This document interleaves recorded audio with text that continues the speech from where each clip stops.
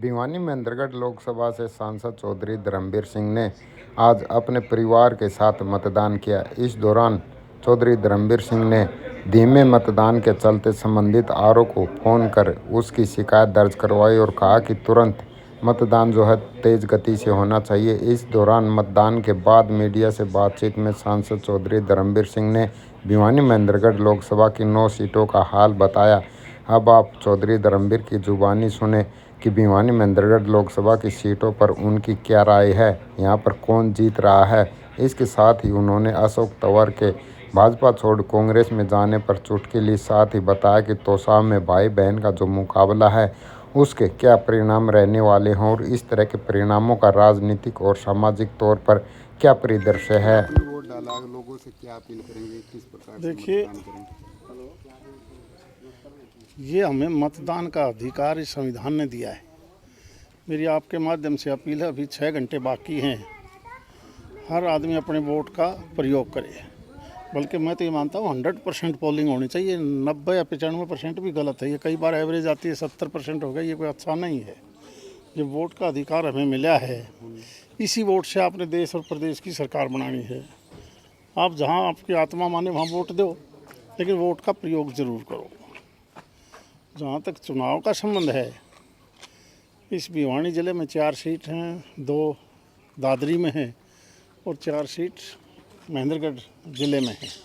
यानी कुल मिला के इस लोकसभा के तीनों ज़िलों में वाणी खेड़ा समेत हमारी यहाँ 10 सीट हैं और 2019 में हमें इनमें से 6 सीट मिली थी।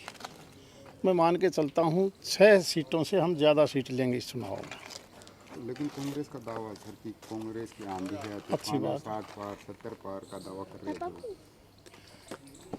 मैंने तो कल देखी थी, आंधी तो ज़्यादा अच्छी नहीं होती। कल एक बार भूकंप सा आया, बहुत पेड़ गिर गए। आंधी तो मैं नहीं कहता किसी की आंधी है या वो है, शांत माहौल है। हाँ, लेकिन मैं अभी आरओ से भी बात करूँगा। कहीं ना कहीं धीमा मतदान के पीछे ये जो इनकी मशीन है, ये बहुत धीमे चल रही है, जिसकी वजह से लोग तंग पा रहे हैं। कहा जा रहा था कि कुमारी सैलजा को बीजेपी भाजपा में लाने की तैयारी करी है, लेकिन वो तो आई नहीं, अशोक तंवर चले गए कांग्रेस में। अरे यार, एक एक वोटर का, एक एक वर्कर से क्या फ़र्क पड़ता है। यहाँ 3.25 करोड़ की जनसंख्या है और मेरी समझ में इसमें 2.25 करोड़ से ज़्यादा वोटर है। कौन वोटर कहाँ जाता है, जिसका मन मर्जी है वहाँ जाएगा, क्या फ़र्क पड़ता है इन चीज़ों से। वोटर क्या नेता सर, वो तो सांसद भी रहे हैं। अरे हम भी पहले कांग्रेस में थे, उससे पहले लोकदल में थे, आज हम 10 साल से बीजेपी में हैं। तो क्या देश बदल गया?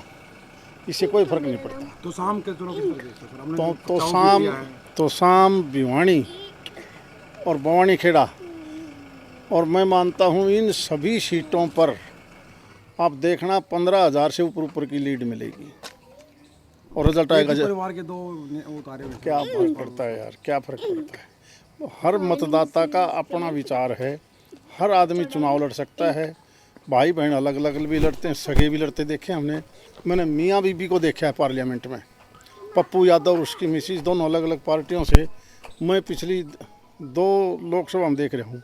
दोनों एक गाड़ी में आते हैं, लेकिन विचारधारा उनकी अलग अलग है पार्टियों की। हरियाणा में कितनी सीटें? अब देखना जब रिजल्ट आएगा।